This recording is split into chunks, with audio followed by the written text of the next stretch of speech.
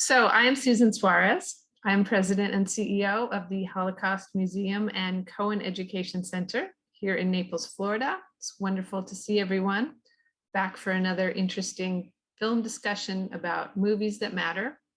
This week we are talking about the issue of homelessness, and the film is The Florida Project.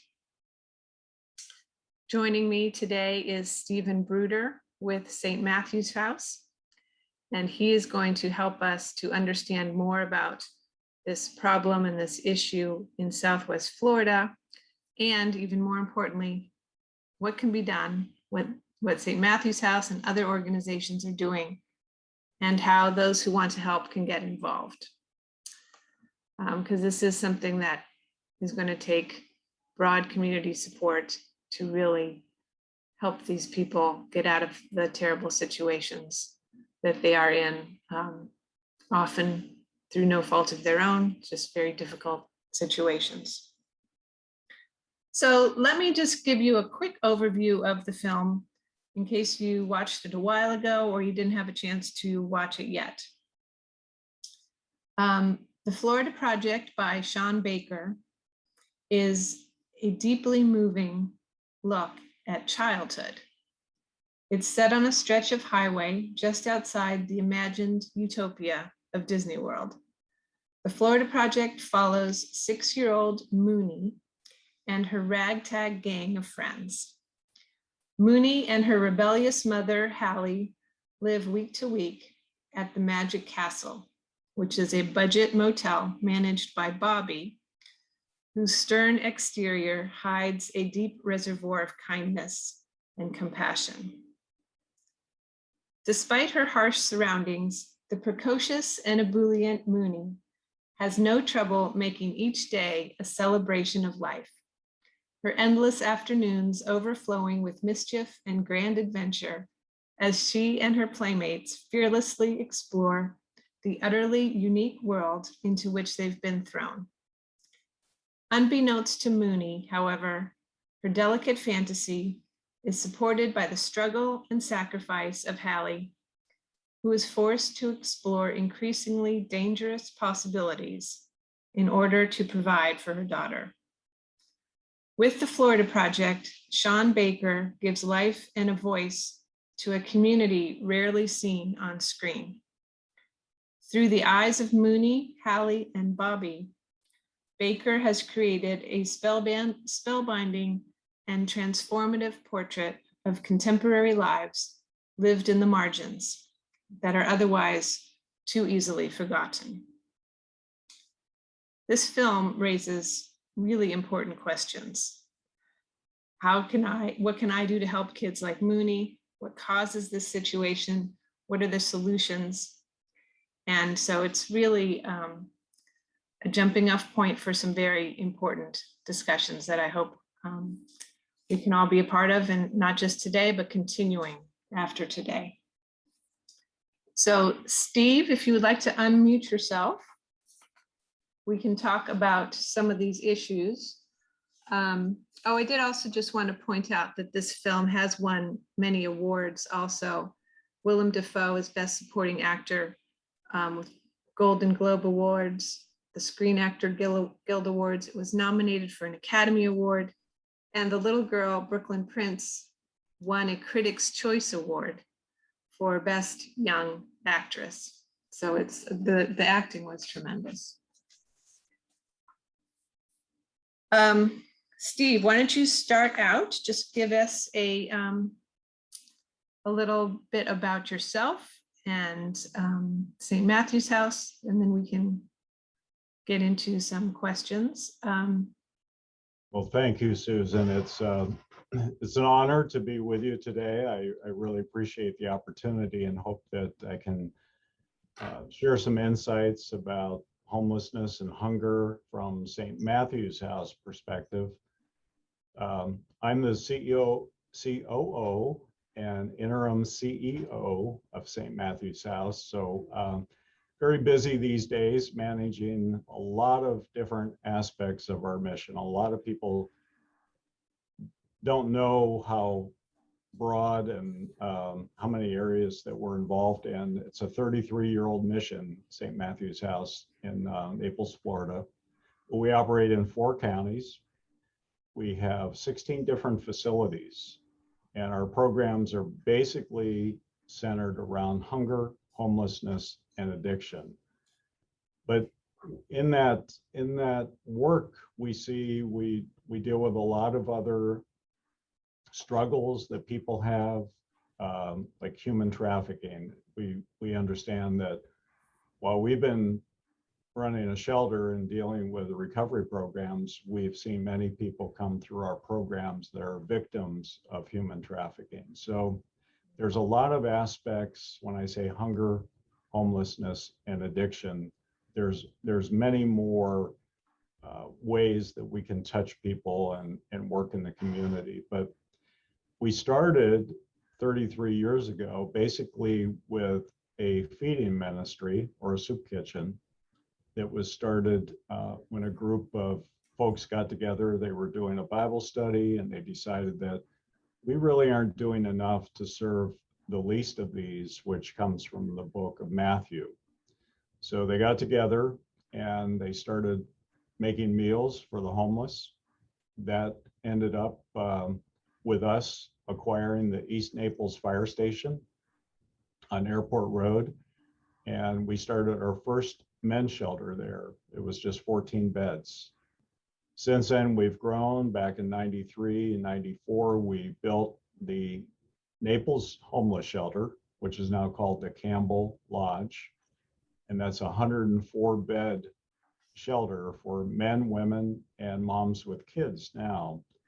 And I'll come back to that, but that was an important aspect of our renovation, to make more space for moms with kids, and kind of going back to the movie. We also have the Immokalee Friendship House in Immokalee, and that's a 44-bed facility. Immokalee Friendship House merged with St. Matthew's House in 2008. So now we operate the only 2 homeless shelters in Collier County. We got into the addiction and recovery business back in 2010 when we saw the revolving door in our homeless shelters. People they came with us for a spell, they left. Well, recovery was a big part of that. So we started the Justin's Place men's recovery program in 2010, and then followed with the women's recovery program in 2013. And right today we have about 60 men in our recovery program and about 30 women in our recovery program. Both programs are mirrored as a 12-month residential program. So they're committed for 12 months, and we're really happy with the success rate and in our faith-based program that really gives people time to heal. So that's a big part of the ministry. Recovery. I talked about the feeding ministry. That has transformed from when we started as a small soup kitchen during COVID. It has just blown up to the point that today we're serving about 18 or 19,000 families every month with groceries. And since starting in April of 2020, we've served over 250,000 families with groceries. So that, going back to March of 2020, it was about 300 a month. So to go from 300 to 20,000 was just a huge jump. But we responded to the need. You know, we saw the closings of businesses and people losing their jobs, and people are still displaced and trying to catch up. So that need continues. So hunger. Steve, I just want to confirm that you went from 300 people or meals a month before COVID to nearly 20,000 a month. That's correct. That's an incredible increase. Yeah, it grew exponentially. In the first month in April, we jumped from March of 300 or 400 to 4,000. And it kept climbing from there. it kept climbing because we added more distribution points. So we partnered with churches and different agencies.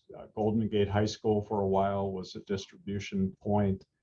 And as we were able to connect with more partners and our food bank partners, Harry Chapin and Midwest Food Bank, we just continued to see more people come through these distributions. Today, we have 12 partners, mostly churches, that distribute, where we distribute the food, and we still work with our food bank partners.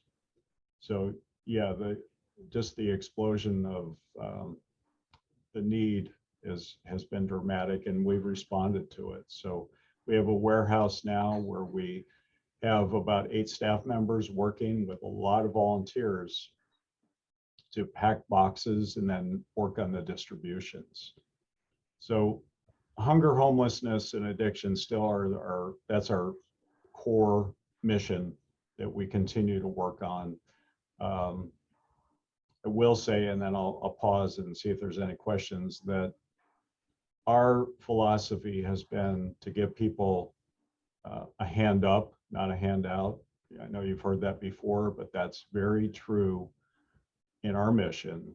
We, especially in the homeless shelter, we have a model of transformative rehabilitation. So we really want to help people get back on their feet, and that's a big part of everything we do in recovery, hunger, and homelessness. So I'll pause there, but be happy to take questions or dig into any of those areas more. Great. What can you tell us? I mean, obviously COVID was a major cause, but maybe before that, in quote, more normal times, what are some of the key causes of homelessness in Southwest Florida and the US? Yeah, Susan, that's important because we think the number one cause is people are lonely. They're alone. And that leads to a lot of the other problems, job loss or loss of home or loss of security. But just the loneliness is such a factor. You combine that with mental illness, which is very predominant among the homeless that we see. In our shelters, we do a very comprehensive intake when people come into the homeless shelter. And right now, today, about 50% of the people that we see report mental illness, and that's self-reported. So we really suspect that it's a higher number. So you have that exacerbating the problem of just complications in life.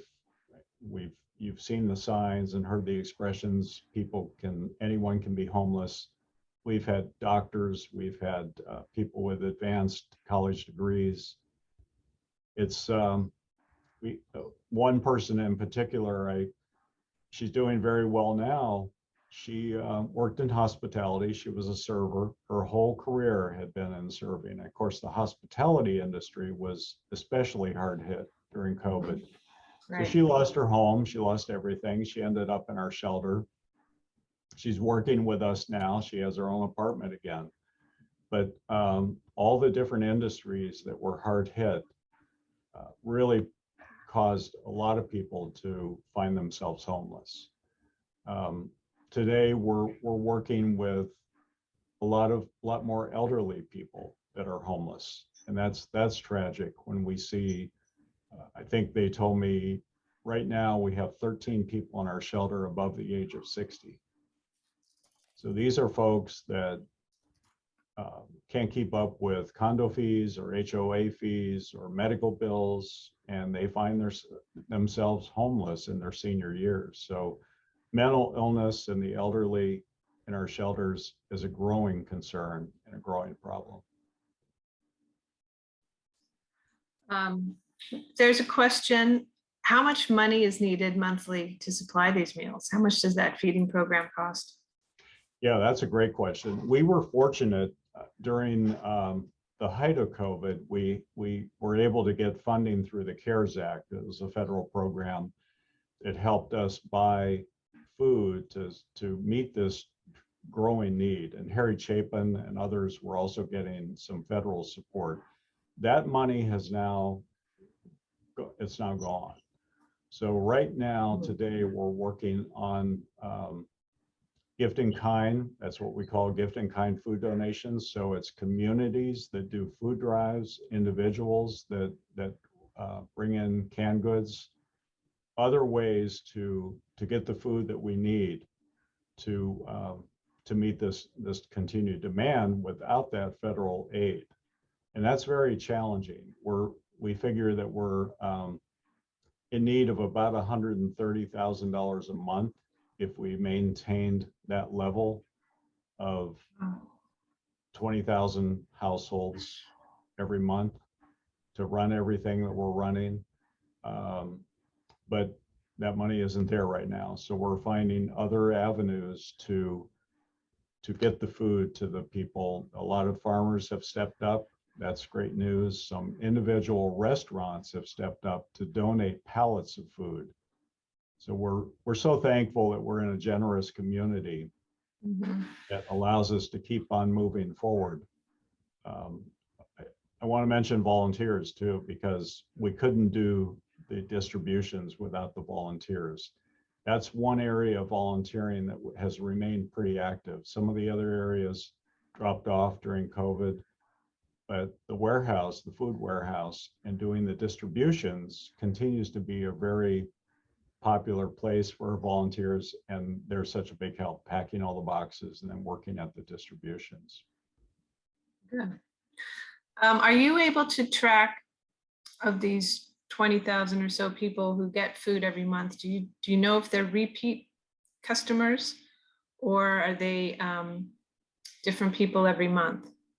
Yeah, so we've been doing, since we started, we check driver's licenses, and the people, the distributions kind of know folks that are coming through. We get that question quite often. We're now implementing a system to track, just to give us the data, not to necessarily turn away people, but we would like to know who's coming. We know that often somebody comes and they have either several members in the household or they're coming to get food for several families. Right. So that's one thing that's a little bit hard to sort out, but we're working on this platform to allow us to track better, to have better statistics to report on the number of times maybe a family comes a month. You know, there's 150 pantries that are serviced by Harry Chapin, and that's Lee and Collier County. Many are very small.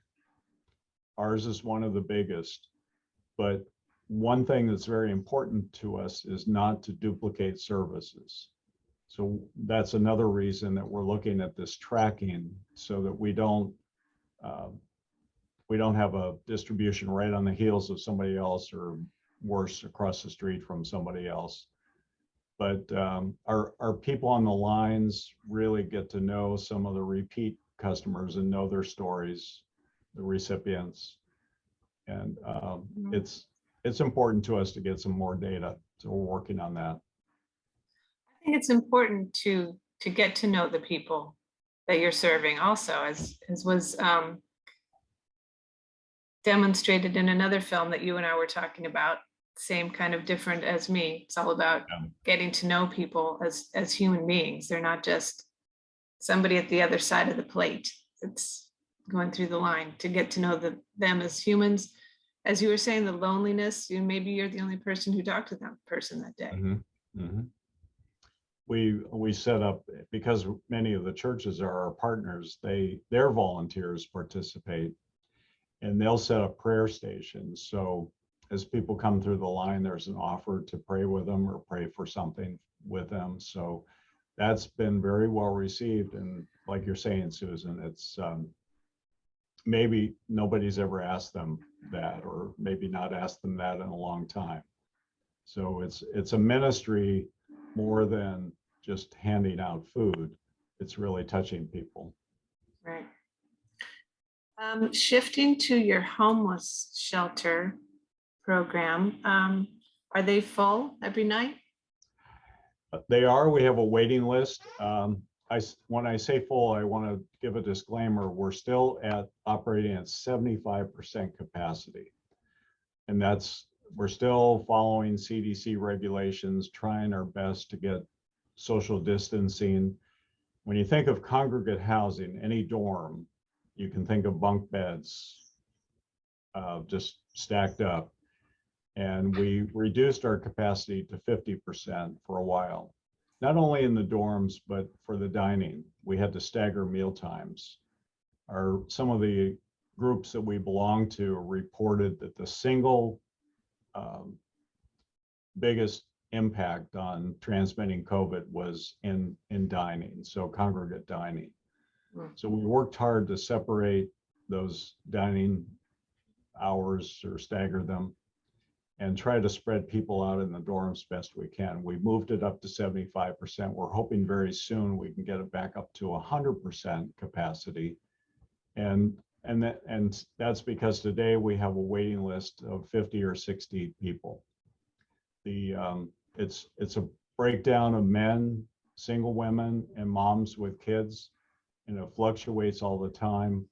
But we're happy that now, through a recent renovation at our Naples shelter, the Campbell Lodge, we now have 7 apartments for moms with kids.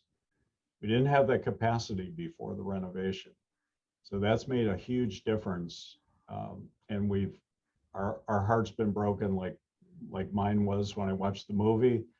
When you see moms with kids that have to sleep in cars or in tents in the woods, it's very troubling. So we're happy that we can house more moms with kids. At one point, we had 23 children at our shelter. So we have a playground at Campbell Lodge, and we have a manager that just works with the moms with kids, a case manager. So there is a wait list for moms, and there's a wait list for men and women, and we want to be able to get back up to 100%. We're also working right now with the county to be able to increase, to have more bed space. As a result of our renovation, we can add some more beds. So we're hoping we can increase that number from 104 beds to get more people housed. Yeah, I personally loved the movie. I thought it was very moving, but I think one of its shortcomings was we don't really know much about the character of the mom and what her backstory is and how she came to be in the position that she's in. And I think some of the reviews that I read, some people think that it's a little bit judgmental about her, that she's not a good mom. But I think really we're not told what her challenges have been that got her to this point. Yeah, everybody has a story there, and they cover all the bases, and we've heard so many over the years that are people come from different backgrounds. There's different environments. Often there's abuse or like I said, trafficking involved. So it's hard to you don't want to be judgmental, and we can't be in our business. So we accept people from all walks, all faiths. We're open to, just as I said, giving people a hand up. So there's been a little bit of good news lately that the unemployment rate seems to be going down. So do you see that? Is that translating into slightly less demand for food? We expect that it will. The problem is, because a lot of folks say, well, the stock market's high and the unemployment rate is really down and businesses are open again. But during COVID, so many people lost their jobs, lost work, and got behind. Then there were the moratoriums for rent and mortgage payments. And there were additional unemployment benefits. So there was a lot of aid coming to help people during the last 18, 20 months now. Much of that's run out. there's some hope that the American Rescue Plan will have more aid coming with child tax credits and some other things to help people. But that could take some time to filter down. Right now, we're at the point where people may be working again, but they're trying to catch up. They're catching up on rents or mortgages or car payments. And I think we've all seen what inflation is doing right now to food prices, gasoline for our cars, rents. And certainly we all know we live in a very high cost of living area where rents and mortgages or rents and house prices are going up. And so the affordability for housing is just getting tougher for working families, for the working poor. So we see, even though it seems like things are going well and there's a lot of jobs out there, there's many that are underemployed or unemployed still and just trying to get caught up. Mhm. Apparently you brought someone to speak with you at Pelican Bay recently who shared their personal story. Yes. Can Yes. you tell us a little bit about his story? Yeah. Was somebody there? Yes. Somebody. Arnold. Okay. Arnold. Okay. Yes, you sat with us. In fact, Arnold, I think Matt sat next to Arnold and chatted for a while. I recognize your face now. Thank you. Yeah, we have a lot of stories at St. Matthew's House, and at any point in time, 30+% of our employees went through our recovery programs or our shelters. I mentioned the one woman lived in the shelter, and she's a great employee. Matt, who Arnold met at the little talk we gave, he went through the recovery program, and his story is different, but it's not unusual. He was in banking, had a great job, great career, and just got into his addiction and basically lost everything, including his family. So he ended up at St. Matthew's House, and Matt's a super bright guy, very engaging. So when he went through the program, he started working with us in intake initially. That's in our programs where we first meet with folks coming in. And he was a great help there because one, he knew the program, but also he had a different life before, and he knew that people desired to change and they needed help with our programs. So he worked there for a while. And then with his financial background, we really thought that he could be an asset in our development department. So now he's a development officer with us, doing great work, just meeting with folks, telling the story of St. Matthew's House. And I think he and Arnold talked about Arnold's background and Matt's background, and I think it was well received, the talk he gave. But we have a lot of testimonies like that. We had a graduation ceremony just last week, and we had testimonies from every one of the graduates, all the men and women. So it's something we do a lot. We even do it at our board meetings. We start with a testimony because we found over the years that when you really get that start to a meeting, it changes a lot of the way the meeting will go. When you hear from somebody about their story, how their life has been touched or transformed, how St. Matthew's House helped them with that, it really sets the tone for a meeting. You're in a different place to go through the rest of the meeting. So we do that a lot when we go out to speak. I asked Matt to come with me that day, and I think it was well received.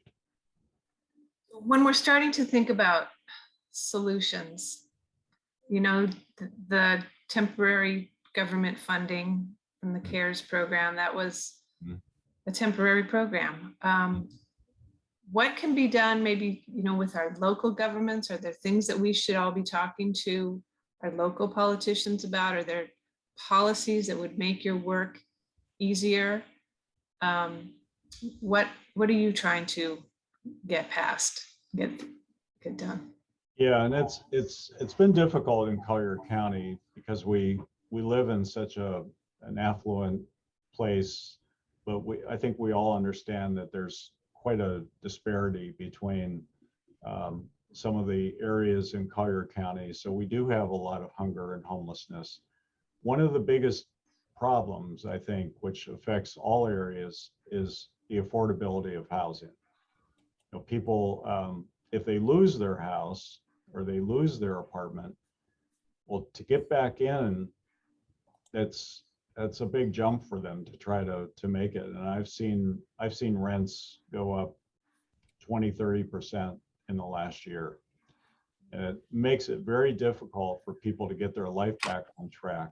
So that's one thing that we've been working on with the county and also with our donors to help develop more affordable housing. We have several units right now. We'd like to increase our stock of affordable housing. It would give us a place for folks that are in the shelter to be able to get back on their feet. And certainly the people in the recovery programs, they go through a year-long recovery program. Well, they haven't worked in a year. And then when they go out to find something, if they have the funds, they're often held back because the landlord wants to see a background check, and they may have felonies, they have a background in addiction, and that's difficult for some landlords to overcome. We're working right now on a task force that reports up to the Collier County Task Force on increasing that stock of housing that agencies can coordinate, so we can overcome that obstacle that people have on being able to get first month security deposit, last month, and get a good background check. And I think that's really important, and that's something that we're looking for the county to really partner with. I think, Susan, you said the NIMBY, not in my backyard mentality. We know that, we understand that. And sometimes it's tough to get a municipality, a county, a state to understand that we can do it right. We can create affordable housing that's really accountable, respectful, and helps people get off the streets and back on their feet. So I think that's one of the biggest areas. We're always in contact with the county, who we have a great relationship. The mayor of Naples attended our recent graduation. We have county commissioners that we talk to all the time. So we really want to work with the city and the county and try to do more to help more people. And it can be hunger, homelessness, or addiction. There's plenty of room there. And what about Lee County? Do you have the affordable housing in Lee County? So Lee County is interesting because we have 3 properties that we operate. Let me take that back. We have 4. We have 3 thrift stores, and we have our women's recovery campus. All are in Lee County. I mentioned we're in 4 counties, 16 different facilities. So we've been talking to Lee County for about 3 years about the homeless problem that they have. And I think you've probably seen there was some recent news on panhandling and just concerns about people in Lee County and the city of Fort Myers. They had a problem with the homeless in parks. So they came to us and said, can you help? And we want to help. The problem is when you go into a new area like that is, well, we need a facility or we need land. So where does that start? And didn't you have a piece of land you were working on a few years ago, and the NIMBYism prevented it? We've in the past we've had a couple different projects, and looking at that, it would be good to have a public-private partnership to help. The other thing now is commercial real estate has gotten crazy with residential real estate. So to Yeah. find parcels, the cost has gone up, whether it's land to build something or something existing. So I do have a meeting coming up with the city of Fort Myers, the mayor, and the new city manager there. So we'll be talking some more, but it's a problem we want to help with. We've also been involved with Cape Coral. They've kind of attacked it this way, where they're addressing homelessness and addiction on the streets with what they call homeless outreach teams. These are 3 or 4 member teams that include a law enforcement officer, a more clinical person, psychologist type, and then maybe a case manager. And they go out on the streets and they kind of meet with the people where they are and help point them to resources. So there are resources. There are some transition shelters in Lee County. It's minimal. It's not even close to what we have in Collier County with St. Matthew's House. But there's some other programs that they're working on to be able to point people to Veterans Administration or a rehab center. So that's something we want to help with. And the same in Charlotte County. We've been asked for our help in Charlotte County. So we have open arms ready to do things. It takes donors, it takes the county to work with us, and we're open to doing that when the opportunity is there. Mhm. You also do some pretty entrepreneurial things with your catering business. Mhm. And of course, everybody knows about your thrift shops. Mhm. But tell us about some of those ventures. Yeah, that's exciting, and I think when I look at our budget, it's almost a 50-50 split on the revenue that the social enterprises generate and the contributions and grants or support that comes in. The social enterprises are quite mature now. We operate 6 thrift stores, and that's a big part of our employment. It's about 110 employees that work in the thrift stores, along with a lot of volunteers. We operate 10 big box trucks on the road every day, picking up from our donors. So lots of times, Susan, people associate St. Matthew's House with thrift stores. And then when they learn more, they say, I had no idea. I had no idea you had a homeless shelter or a recovery program or a food assistance program. But the social enterprises are integral. They provide job training for all of our people. I mentioned that part of our permanent workforce are people that went through the program, as much as 30%. But during the program, people can work in our social enterprises to earn jobs, learn job skills, and just pick up some self-worth. And it helps them get ready. So when they're back out there, that's a big part of what we do in the social enterprises. We also, you mentioned our restaurant. We operate Lulu's Kitchen, which is on Airport Road. I'll put a plug in, 2125 Airport Road South. Lulu's Kitchen is kind of an interesting social enterprise because it houses 4 functions in a brand new 8,000 square foot state-of-the-art building. We produce all of our mission meals, some 500,000 meals a year. Those are going to our shelter, to our programs, and to a lot of different agencies that we help. Neighborhood Health Clinic, senior centers. NAMI has a senior center that we serve. So over 500,000 meals a year are produced in our central kitchen, Lulu's Kitchen. We also do culinary training. So people that go through our programs can learn culinary skills and be certified, and then get great jobs in hospitality. We operate our Delicious by Design Catering, which is an award-winning catering company, won Naples Best Award several years. And we also then operate a 65-seat breakfast and lunch cafe with a Starbucks drive-through. I'll put another plug in there. It's open from 7 to 3 Tuesday through Saturday. So it's a very busy facility, and that's a vibrant new social enterprise. We operate the Port LaBelle Inn in LaBelle, and it's a motel. It's on 50 acres, a 44,000 square foot facility. And we operate a car wash and detail center. So it's, yeah, the social enterprises are vital to the mission because they provide job training, and all the revenue that's earned goes right back into the mission. Where is the car wash?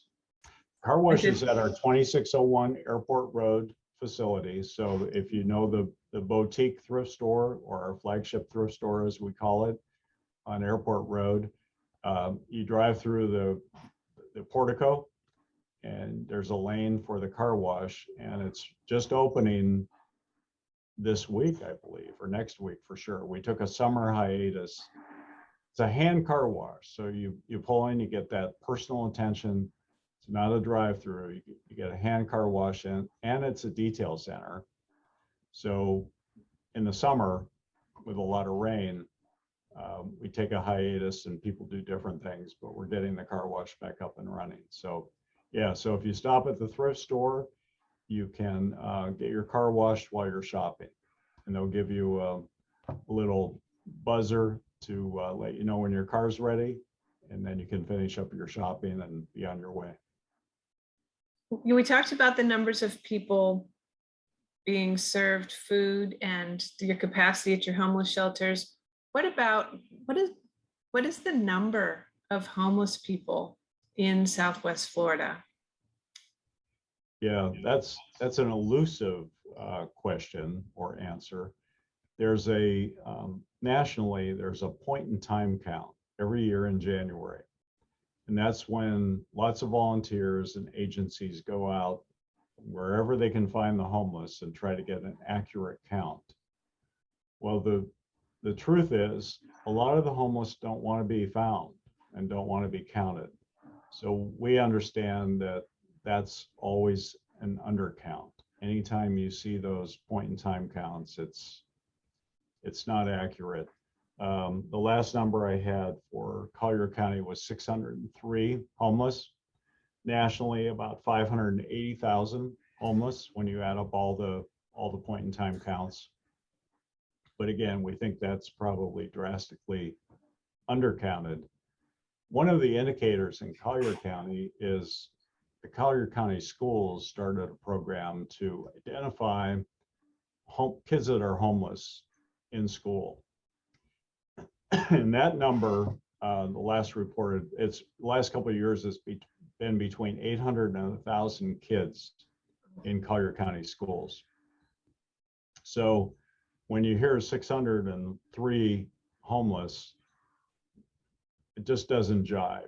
Now maybe maybe there's 3 children in one family that's homeless, sleeping in a car. That could be. But the number is elusive, but we know it's out there, and it fluctuates year over year. COVID did have an impact.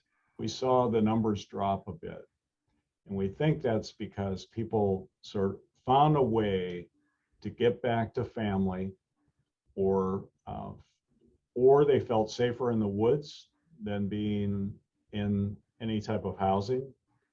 So they stayed hidden. So we did see numbers dip down a bit, but now, at least in our case, we're seeing the numbers come back up with a waiting list. With those student numbers, I would think maybe some of them are couch surfing with their friends, and then that wouldn't necessarily be something that you could count. How would you find them? Yeah, that's very true. Yeah, you have the couch surfing, staying with friends, moving around. It's really, when I think about it, again, it's heartbreaking to know. I can't imagine not having your own bedroom, not having your own house, but going to school. Just think about change of clothes, toothbrush, breakfast, lunch, school bus. It's it's really troubling to think about any child that's in school that doesn't have a home at night. But you're right, Susan, a lot of them do find other ways that maybe they aren't in the woods, but they are considered homeless. You know, there's been a growing trend of college students that report as being homeless. So that's another changing metric that we're seeing and dealing with. Good for them for going to college and while they're dealing with Yeah, that. That's yeah, amazing. they might be Yeah. couch surfing or just staying with somebody when they can, or maybe they have a car, but they show up for class because they're trying to get out of the situation that they're in. So that's tough. Yes, that's amazing. So what are a couple of very specific, concrete things that people on this Zoom can do themselves and they can talk to their friends and family about doing? Yeah, I think one of the easiest things that people connect with is our food assistance. I talked about some of our challenges right now. So we're mounting a lot of community food drives. So I would say if you're in a community where you haven't seen a St. Matthew's House food drive, that might be something you get together and try to organize. You can call St. Matthew's House and ask for Lorna McLean, and she can help set that up. So there's a way to meet people in the community and then collect the food. That's certainly something that people can do. Individuals can drop off food. That's you think about the Publix buy one get one. That has been a big thing with individual donors to just help us out. So when you're shopping, if you grab one for the household and grab one for St. Matthew's House and drop that off at our facility, that's always a great benefit. And you can drop that off at 2601 Airport Road South, our main campus. I mentioned that portico where there's a lane for our food pantry. So we receive all the food donations there. And then if you're involved in other organizations or businesses, we're looking for businesses and organizations to sponsor our food distributions. That would help us buy some of the food to fill the gap. And that they'll get recognition, identification at a distribution and really be able to help us out. Lots of times it's we distribute what we get. Sometimes it's not the usual shopping cart, as we call it, where there's a couple proteins, a couple dry goods, different starches. Sometimes we just have a lot of green beans, and we would love to be able to supplement that to really provide better nutrition at the same time we're distributing food. And then certainly volunteering is always a help. I said our food distributions, that's been a big opportunity for volunteers. We're hoping that very soon we can open up volunteer opportunities in other areas, in our kitchen, in our thrift stores, and our retail, our social enterprises. So that's a great opportunity. And financial support is always appreciated. We really rely on the generous contributions and donors in Collier County and beyond. So that keeps the mission going. It keeps us meeting that growing need. Steve, this has been incredibly interesting, heartbreaking, I would say, but thank you so much for the work that you and everyone at St. Matthew's House does. Well, one last question. What is St. Matthew's House doing for Thanksgiving? Yes. Thanksgiving is a special holiday. So we're fortunate that we have a group, it's a business, Capital Wealth Advisors, for 15 years now, has sort of spearheaded the turkeys that we distribute. And this year, I don't know if you've heard, but there's a turkey shortage, just like it seems like everything else is in short supply. but we're hoping we can get together 25 turkeys plus all the fixins to distribute. We do 4 distributions at different locations. The big one is going to be at First Baptist Church, Naples this year, but we do one for the VA, one in Fort Myers, one in LaBelle, and we give out a turkey for Thanksgiving dinner, plus all the fixins. There's many other businesses involved that Capital Wealth Advisors has pulled in to help us with this. Last year, the goal was 2,500 turkeys, and we gave out 4,700 turkeys. So you might say, well, where the extra ones come from? Lots of individual donors. Again, the buy one, get one, or just, here, I picked up 10 turkeys. They drop them off. So we have a refrigerated trailer set up, I think on the 15th of November, when we'll start receiving the turkeys, a freezer truck, and then we'll do the distributions from there. But we also have a Thanksgiving Day meal, which is a big event for not only our residents at the shelter and people from around our campuses. We welcome anybody in the community for a Thanksgiving meal. We're hoping this year that we can get back to a plated meal.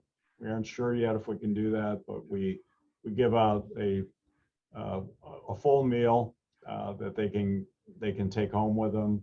We'd love to get back to the point where people are actually sitting down and having a meal together. So we might get there this year.